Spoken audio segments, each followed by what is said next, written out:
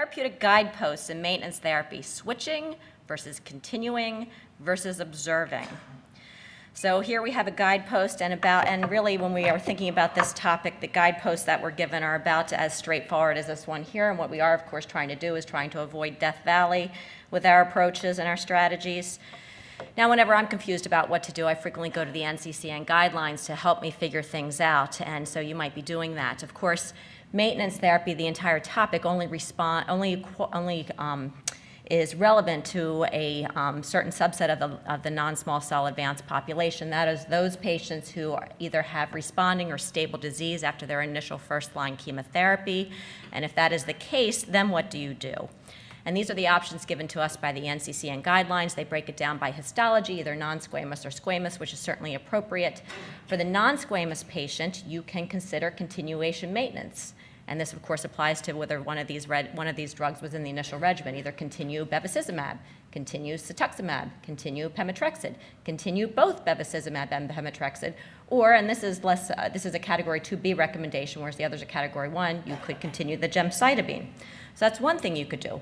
Or you could switch maintenance, and this is a category 2B recommendation to either pemetrexed or erlotinib, or you could observe closely. For squamous, we have a few fewer options. You can either do continuation maintenance with cetuximab or gemcitabine, or you can do switch maintenance with erlotinib or docetaxel, or you can closely observe. So how do we get to all these options, and what should you do? And this is where you might be finding yourselves, lost, confused, and bewildered. I would propose that one thing not to do is continue the original platinum-based regimen until disease progression. And actually, this was, in the last iteration of the NCCN guidelines, also given as an option, but this has since been removed. And that is because there have been multiple studies looking at less versus more cycles of platinum-based chemotherapy. And the overall theme is while continuing the platinum-based chemotherapy may improve your progression-free survival in some of these studies, the overall survival is not improved by this approach. And the quality of life and toxicity for more chemotherapy tends to be worse than for patients who stop after a defined set. In most of these studies, it was either 3 or 4 cycles of chemotherapy versus continuing beyond that. So that's what you shouldn't do. And what should you do? And here again are the options. Either you can closely observe, which is to stop all anti-cancer treatment until disease progression when you would go into the second line, which we heard about some of those options. You could do continuation maintenance, which means to continue a portion of the initial treatment until you get disease progression, or you can do something entirely different, switch maintenance, otherwise known as early second-line treatment. Continue treatment until disease progression with an agent that was not part of the initial regimen. Observation certainly has its advantages. It had been the standard of care up until relatively recently. It is clearly easy, it is cheap, and it is the least toxic approach. The con side of this, however, is that patients have potential for undertreatment. They do not get the advantages of all the treatments that may be available to them potentially. So there are agents with established second-line benefit, docetaxel, pemetrexed, and erlotinib. And historically, if you go with observation after first-line chemotherapy, only about 40 to 50% of patients treated with first-line go on to second-line treatment. And it is certainly possible that earlier treatment may be better than waiting until progression seen on the scans. Switch maintenance, otherwise known as early second-line therapy. In this way, we are guaranteeing exposure to a second-line treatment option because we're doing it immediately after their chemotherapy. The disadvantages, you have patients who are exposed to the toxicity of 2 different regimens, and we know from treating our patients that there is cumulative toxicity to staying on treatment indefinitely, and certainly the inconvenience of continued treatment. So this is one of the initial studies that showed an approach to switch maintenance may be beneficial, and this is actually one of also the best designed.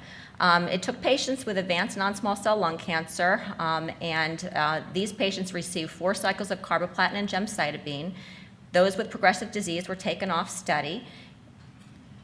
Responding or stable patients either got immediate docetaxel for up to 6 cycles or they were observed with a plan as part of the study to get delayed docetaxel when they had progressive disease.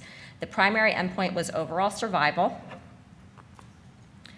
And one thing I want to point out that you always keep in mind when we're looking at these maintenance studies is we need to figure out how many of the patients in the initial cohort actually went on to get maintenance therapy, because we are also considering what our first-line regimen is getting us, so we need to consider the drop-off. So while there were 566 patients initially enrolled, only 309 patients made it to randomization, the rest dropping out for either progressive disease or toxicity, and these are the numbers that went to each arm. It's also important to note that while all the patients in the delayed docetaxel arm were scheduled to get docetaxel at disease progression, in fact, only 98 patients, or 63%, went on to receive a single cycle of docetaxel in the delayed arm. And here we have the progression-free and the overall survival curves. As we've seen with continued chemotherapy, there was indeed a statistical advantage in progression-free survival, but since we weren't continuing the platinum-based chemotherapy, even in the setting of a progression-free survival, that's not good enough in the absence of an overall survival. In this study, there was a trend toward overall survival benefit seen of close to 3 months, from 9.7 months to 12.3 months, and an improvement in 1-year survival from 43% to 51%. But this did not achieve statistical significance, as the p-value was 0.085, but certainly looking better for patients who got the immediate docetaxel. The study at the time, though, when it was presented, did not change standard of care, and part of the reason was this. I told you that the people in the delayed arm, only 63% actually went on to get any docetaxel. If you only look at the patients who actually received docetaxel, which was everybody who was randomized in the immediate docetaxel arm, versus a subpopulation in the delayed arm, if you only look at those populations, indeed, the median survival was the same. So for the patients who actually got treatment with docetaxel, it didn't seem to matter whether they got it immediately or delayed. One other great thing about this study, though, is while it made the case that it's just important for patients to get the docetaxel, maybe not immediately, it also looked into why was it that 37% of patients assigned to the delayed docetaxel arm were never treated. Not that these explanations really make sense according to what was said in the paper, because 25 patients, it was for disease progression. Well, that was the point, then they should have gotten treated. But 12 patients decided against it. Other times the investigators decided, or there were adverse events, or the study had closed. So in any case, there were reasons why these patients did not get treatment. And what some people will argue when they're arguing against maintenance therapy is, well, you don't give it as maintenance, you just have to follow them really, really closely. And if we follow the patients closely, we can intervene in time and make sure that they are going to get their second-line treatment. And that sounds great, but I don't know how many times are we sure that our patients are getting second-line treatment and we're not missing our opportunity. What is your standard follow-up? What follow-up did they use in this study to try to make sure patients were captured? These were patients on study, and the planned follow-up for patients in the delayed arm was that they would be getting physical exams, labs, toxicity, and quality of life assessments every 3 weeks until progressive disease, and then disease assessment by scan every 3 months until progressive disease. That's a pretty close follow-up. I'm not sure I do better than that in my practice for the patients who I'm observing. I tried, but that's pretty intense follow-up. So the next study that put switch maintenance on the map was this study that looked at maintenance pemetrexed. These patients were not randomized at the initiation of their first-line chemotherapy, but they were patients who had had 4 cycles of platinum-based therapy, either with gem, docetaxel, or paclitaxel with either cis or carboplatin, and following their 4 cycles did not have progressive disease. And patients fulfilling those criteria were randomly assigned in a 2-to-1 randomization to either maintenance pemetrexed standard dose or to a placebo infusion. So this was a study that, like the adjuvant study I showed, was designed before we really understood that squamous patients don't benefit from pemetrexed. So it included all comers, and not surprisingly, if you look at the progression-free survival, which was better overall, it only applied to those patients who had non-squamous disease. The patients with squamous did not have a progression-free survival advantage if they were given maintenance pemetrexed. The primary endpoint was overall survival, and that actually was met in the overall patient population. The median survival went from 10.6 months in the placebo group versus 13.4 months in the pemetrexed group, was statistically significant, hazard ratio 0.79. So that's already pretty impressive, but remember this included the squames. One other thing to point out is that the hazard ratio was a little bit better for the patients who had stable disease following their initial chemotherapy versus those who had a PR or CR, but it did hold up even in those patients as well. Now if we break it down histologically, again, if we look at the squamous cell patients, they did not benefit in terms of overall survival for treatment with maintenance pemetrexed, but look at the benefit in the non-squamous patients. Placebo arm 10.3-month median survival, pemetrexed 15.5 months, a 5-month improvement in overall survival, incredibly impressive for this approach. Hazard ratio 0.7, and it was statistically significant. Of course, if we're talking about a maintenance therapy, this means, as patients often say to me, you mean I'm going to be on it forever? That can be a daunting thing to think about, so we want to make sure that such a treatment is well tolerated, and indeed the pemetrexed is pretty well tolerated. If we look just at grade 3-4 toxicities, they're well under 10% for all of them. The biggest one is fatigue. 5% of patients experience grade 3-4 fatigue. Only 5% of patients discontinued for toxicity in the pemetrexed arm versus 1% in the placebo arm. Of course, maybe it's just not 3-4 toxicities we're thinking about here. You want to consider all grades of toxicity, and there were more toxicity seen in the pemetrexed group versus the placebo group. Again, fatigue, 24% versus 10%, anorexia at 19%. There was some nausea and some anemia that was seen, as well as some mucositis and stomatitis. And again, only 5% discontinued for fatigue, or discontinued for toxicity.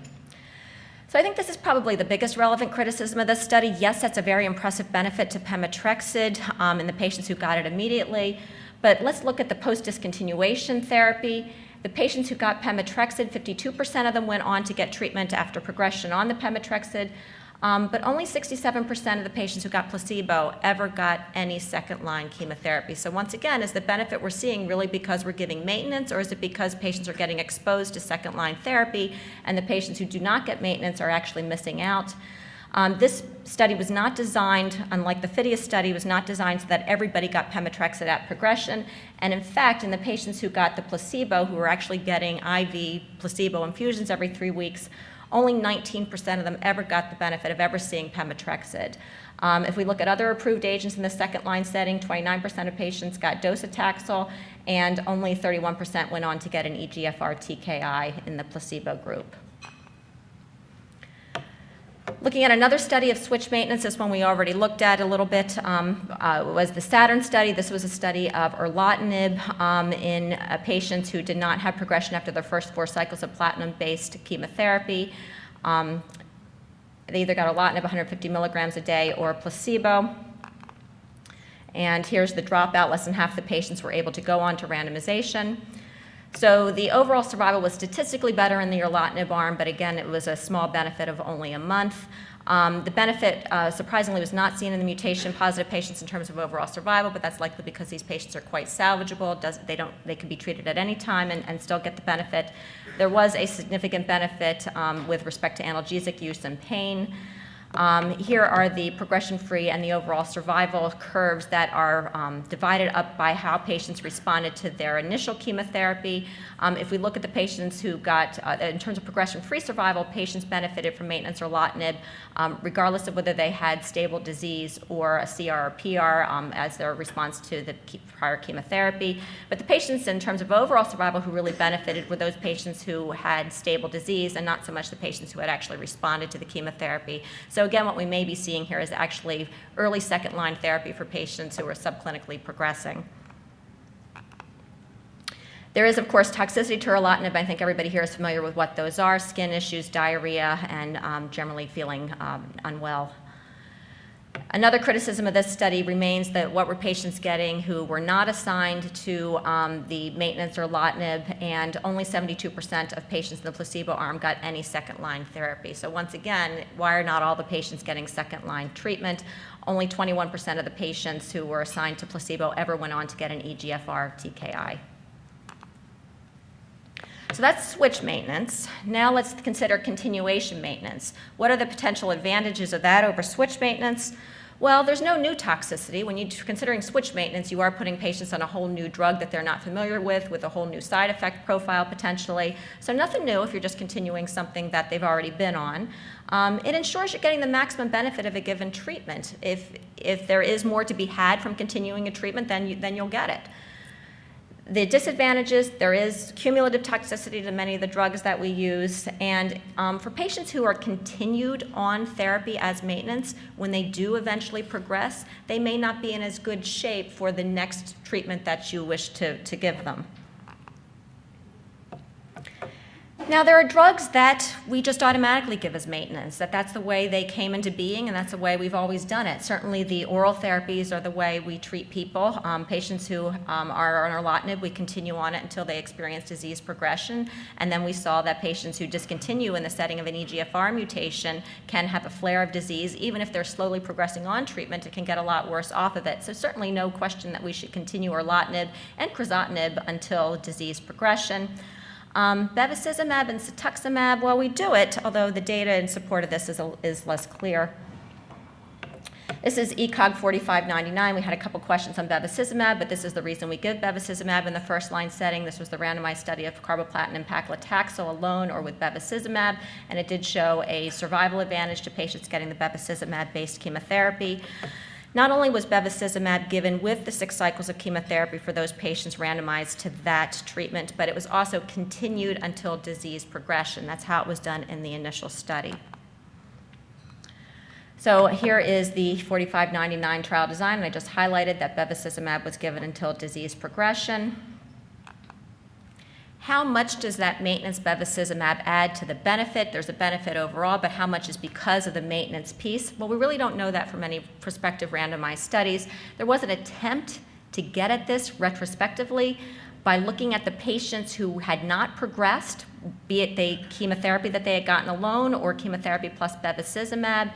And if you look just at the non-progressors and you try to see what the progression-free survival was following the end of induction therapy, the patients who got the bevacizumab maintenance did have an improved 1-year progression-free survival relative to those patients who had only gotten chemotherapy and no maintenance. They also seem to have an improved overall survival, 2-year survival 34% versus 25%. But this really is not a fair comparison. You cannot divorce the effect of the maintenance therapy from the initial induction chemotherapy. This is really not a fair comparison and does not really answer the question, is maintenance bevacizumab for patients who got bevacizumab as part of their induction strategy necessary to maintain the survival benefit? Similar issue with the FLEX study. That was the study that had shown the survival benefit to chemotherapy plus cetuximab versus chemotherapy alone, admittedly a small benefit, but the patients who got cetuximab-based therapy continued on cetuximab until disease progression, and again, that is why it's in the NCCN guidelines that if they got cetuximab first line, it should be continued until disease progression. And here is just the schema of that study. So now I'm going to talk specifically about pemetrexed as continuation maintenance. The initial study I showed you for pemetrexed in maintenance that showed the very beneficial effect was switch maintenance, but what if you start with pemetrexed as part of your initial regimen? This was looked at by the Paramount study. In this study, patients initially received cisplatin and pemetrexed for up to 4 cycles, and in the absence of progressive disease, patients were once again put in a 2-to-1 randomization to maintenance pemetrexed versus placebo. And we know from this study that 57% of patients were able to go on to randomization. So the number of patients able to complete 6 cycles was more in the patients getting the active agent versus those getting placebo. And they were able to make patients on the maintenance arm were able to maintain a very good dose intensity. The primary efficacy endpoint was progression-free survival, and here are the progression-free survival curves.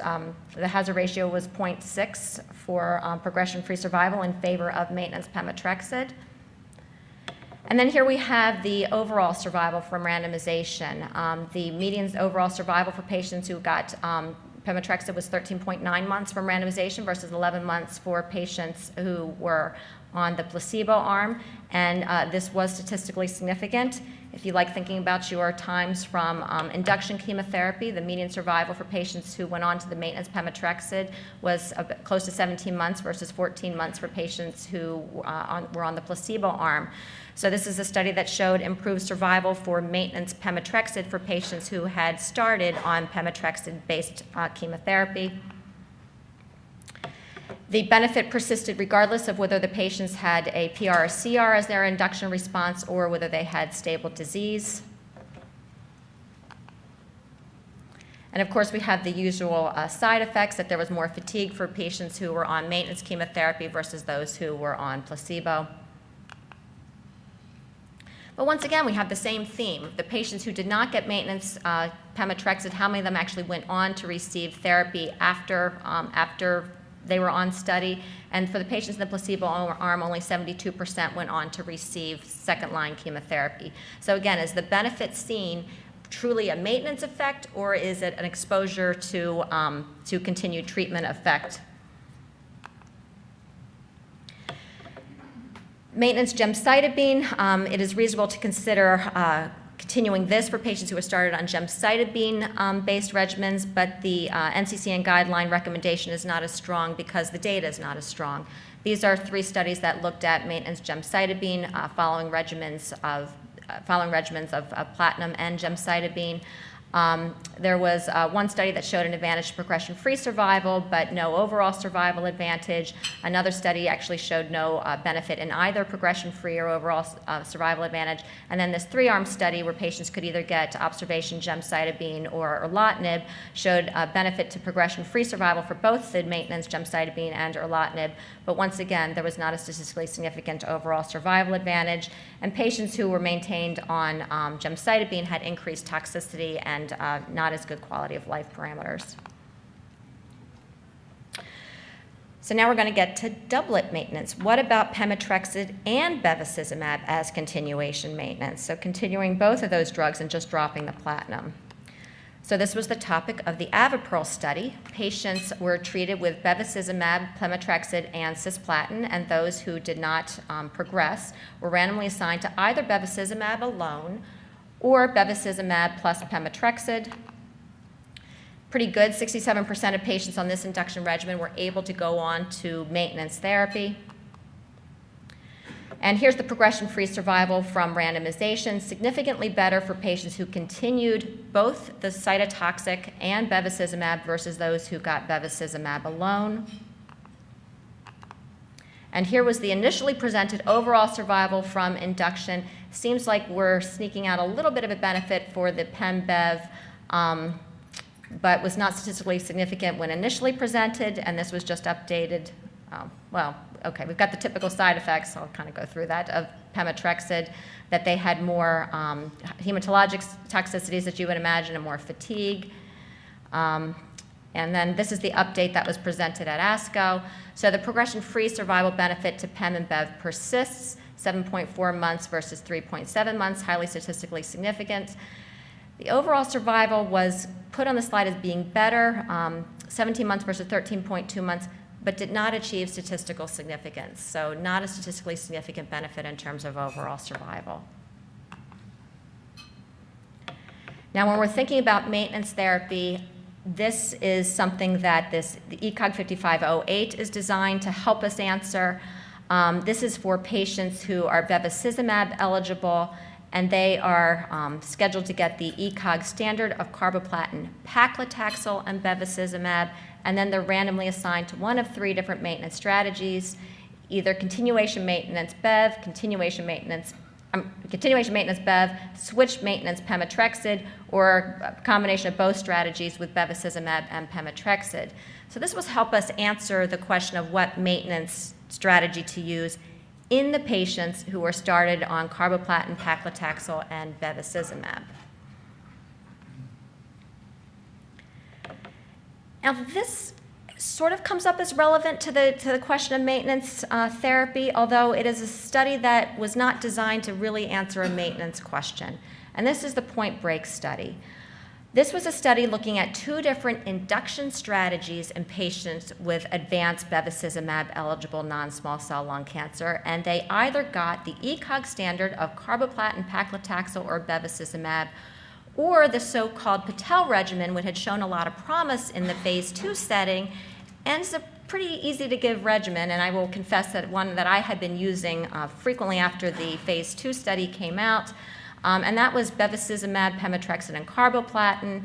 Patients who were assigned to the pemetrexed arm got maintenance with bevacizumab and pemetrexed, whereas those who were assigned to the paclitaxel arm got maintenance bevacizumab only.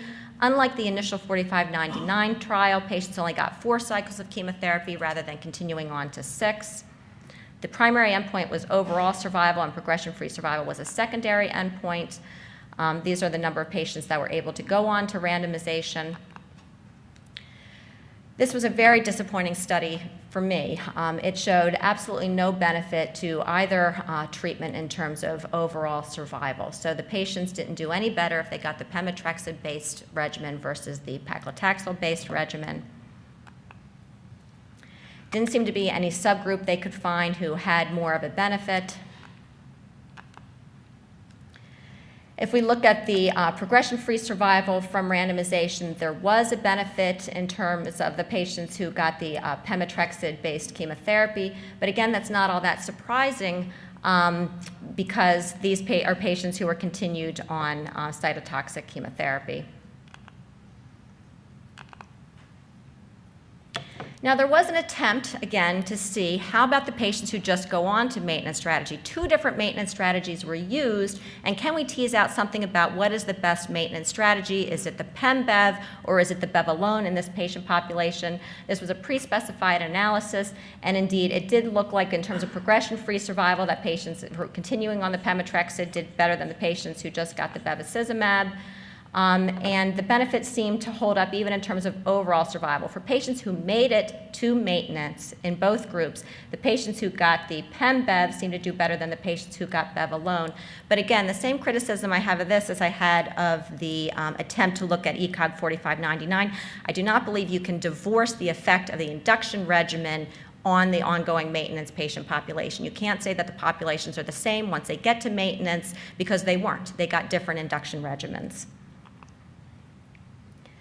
Again, if we look at the patients getting, who were able to get post-discontinuation therapy, is about equivalent in both groups, but only 53% of the patients getting pemetrexed-based chemotherapy and 59% of the patients getting paclitaxel. So I just wanted to sum up here. I showed a lot of these studies will show you if they were designed if patients were assigned to the study from induction, then you can get an idea of what induction regimens will get patients to maintenance. Again, the whole maintenance question is only relevant to patients who make it there.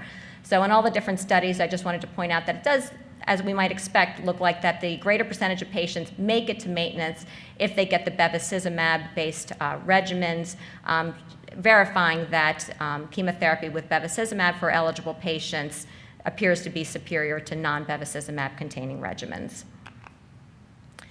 So just to give some final thoughts, what is the best maintenance strategy? I've gone through a lot of different options, and I would say it depends on the initial treatment regimen. That very much informs what is reasonable to give in the maintenance setting. It also depends on the patient.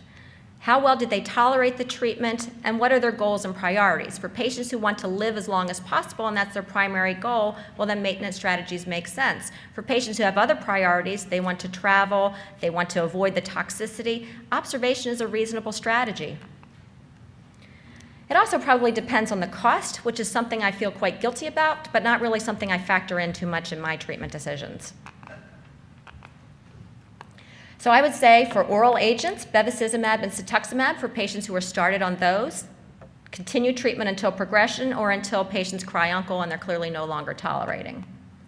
If a patient is given a pemetrexed-based regimen first line and is tolerating the pemetrexed well, I would strongly consider continuing until disease progression. What to do in patients who get both first-line pemetrexed and bevacizumab is less clear. Bev alone is best tolerated. There's additional toxicity incurred when you continue the pemetrexed. And while continuing the pemetrexed improves progression-free survival, there's no statistically significant data showing that it improves overall survival. And then in patients who got non-pemetrexed-based chemotherapy, I think it's reasonable to strongly consider switch maintenance with either pemetrexed or erlotinib. There is likely to be more benefit to this approach in patients who only achieve stable disease in the first-line setting versus those patients who had a good response.